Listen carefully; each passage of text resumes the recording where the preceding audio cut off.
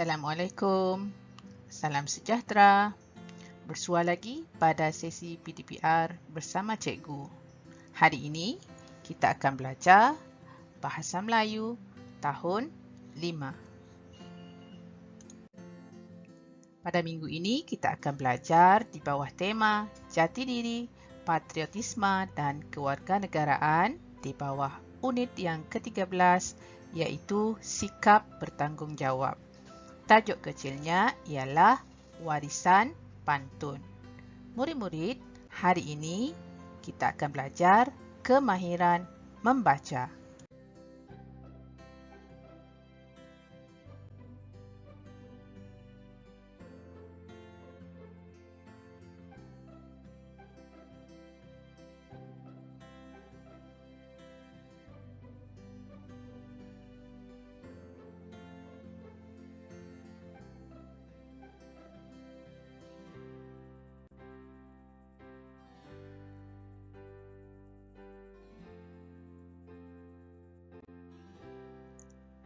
Jom kita lihat standard kandungan dan standard pembelajaran pada hari ini. Standard kandungan 2.1 Asas membaca dan memahami. Standard pembelajaran 2.1.2 Membaca dan merujuk kamus serta media elektronik untuk mencari makna perkataan dan meneliti ejaan yang tepat mengikut susunan perkataan. Apa objektif pembelajaran kita pada hari ini, murid-murid? Pada akhir PDPR, murid-murid dapat mencari makna sekurang-kurangnya 6 daripada 10 perkataan dengan betulnya.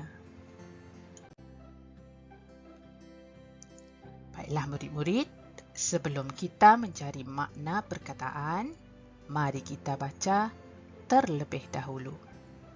Pada paparan skrin, anda boleh lihat paparan dalam bentuk petikan email. Warisan pantun. Jom kita baca bersama-sama. Afifi membaca kiriman email tentang pantun Melayu Sarawak oleh rakannya Jimmy yang berasal dari Sarawak. Kehadapan sahabatku Afifi, semoga dalam keadaan sihat sejahtera. Tujuan saya mengirim email ini adalah untuk berkongsi cerita tentang keunikan bahasa Melayu Sarawak menerusi pantun Melayu Sarawak dalam acara bermukun. Menurut cikgu, apabila kita mengkaji dan memahami seni bahasa dan budaya tempatan, kita dapat meningkatkan jati diri dan tidak mudah lupa akan warisan bangsa. Penerapan seni bahasa dan budaya ini dapat ditampilkan melalui persembahan bermukun antara wanita dengan lelaki. Gendang dan biola antara alat muzik tradisional yang digunakan untuk menghasilkan melodi yang indah bagi mengiringi alunan pantun. Baiklah murid-murid, seperti yang anda nampak pada skrin, terdapat beberapa perkataan yang telah diwarnakan warna biru. Perkataan inilah yang akan murid-murid cari maknanya menggunakan kamus sebentar nanti. Baiklah murid-murid, cikgu rasa paparan email ini sudah anda biasa lihat. Di atas ini daripada jimmyrebai@gmail.com. Nah ini daripada Jimmy kepada afifinazri@gmail.com, perkara pantun Melayu Sarawak. Baiklah murid-murid, acara bermukun ini adalah satu acara yang biasa dilakukan di Sarawak semasa Majlis perkahwinan. Sebagai makluman murid-murid, acara bermukun ini macam berbalas pantun sambil memalu gendang. Itu maksud acara bermukun. Baiklah murid-murid, anda perlu senaraikan ini, gariskan ini, jati diri, warisan, budaya dan tradisional. Perkataan ini yang akan anda cari maksud selepas ini menggunakan kamus. Baik, kita sambung baca email ini dulu. Aktiviti bermukun ialah acara berbalas-balas pantun dalam sesuatu majlis. Warisan yang dihidupkan kembali ini menguatkan jati diri bangsa Sarawak terhadap seni budaya sendiri. Pantun itu dapat menyampaikan hasrat, mesej dan akal budi masyarakat Melayu Sarawak. Tambahan pula, pantun dituturkan dengan dialek Sarawak sekaligus meningkatkan jati diri pemantun kepada bahasa Melayu Sarawak.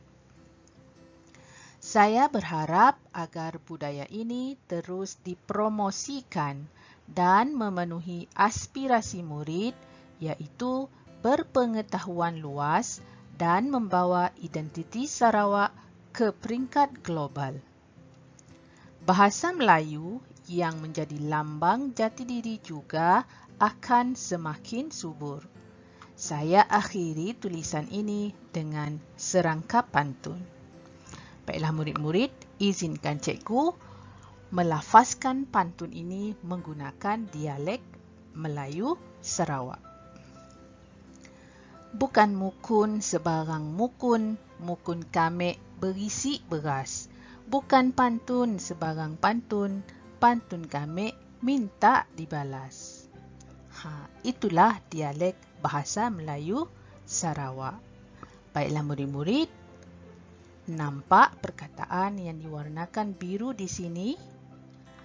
Ini sambungan daripada 4 perkataan yang pada skrin terdahulu tadi. Sekarang ada 1, 2, 3, 4, 5 dan 6. Bermaksud ada 10 perkataan dan frasa yang perlu anda, rangkai kata yang perlu anda cari maksudnya menggunakan kamus. Bangsa, budi, dipromosikan, aspirasi, identiti, dan global. Baiklah, pada skrin ini cikgu sudah senaraikan untuk anda catat selepas ini menggunakan peta titi. Yang pertama, jati diri, warisan, budaya, tradisional, bangsa, budi, dipromosikan, aspirasi, identiti, dan global.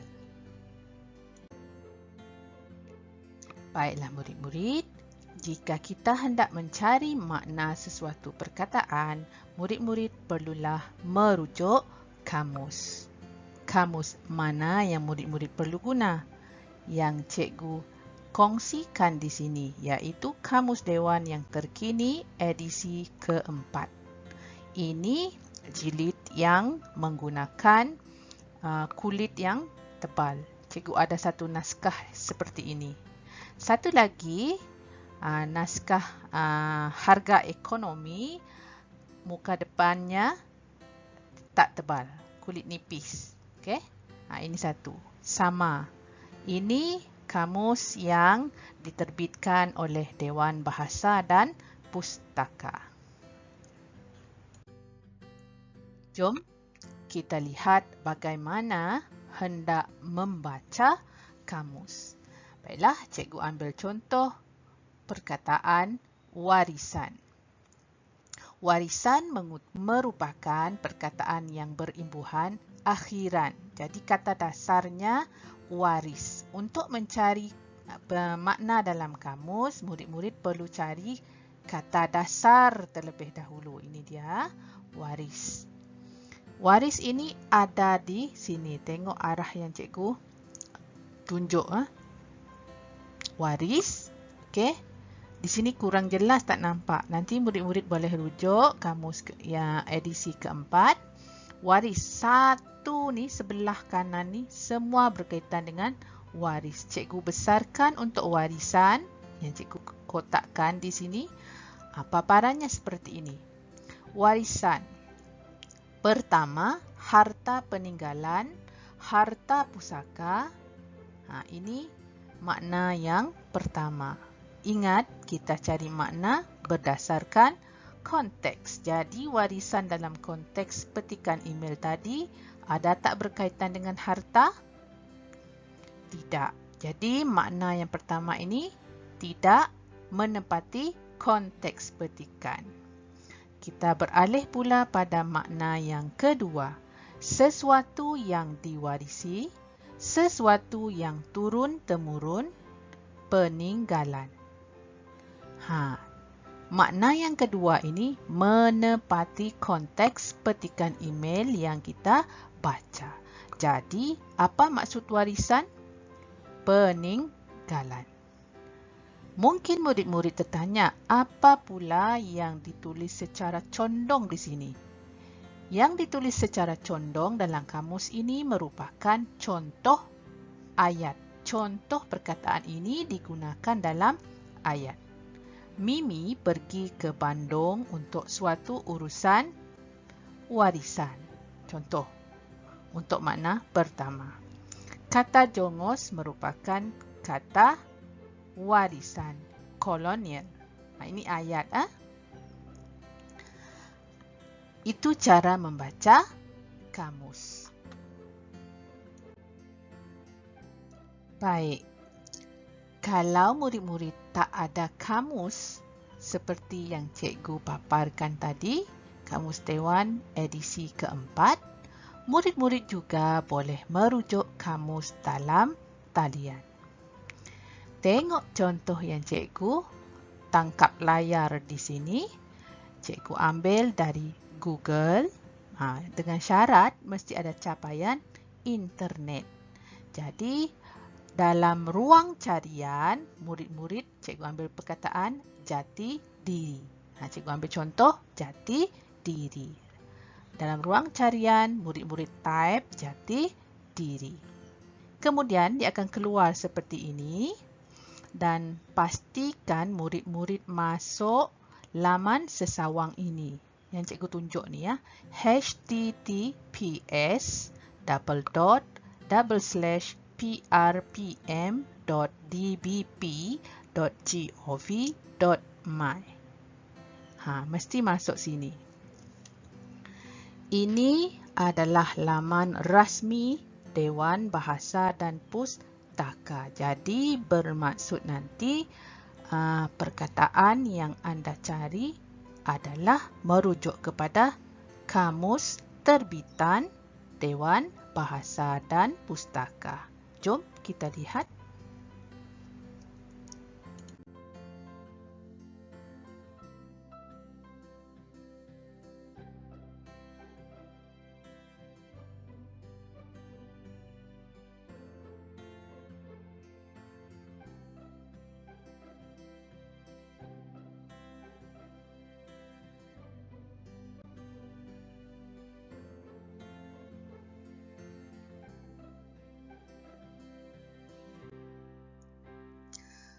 Sekarang cikgu dah masuk laman sesawang itu tadi, iaitu prpm.dbp.gov.my. Dan pastikan murid-murid jumpa logo ini. Cikgu besarkan logo ini. Dewan Bahasa dan Pustaka Malaysia.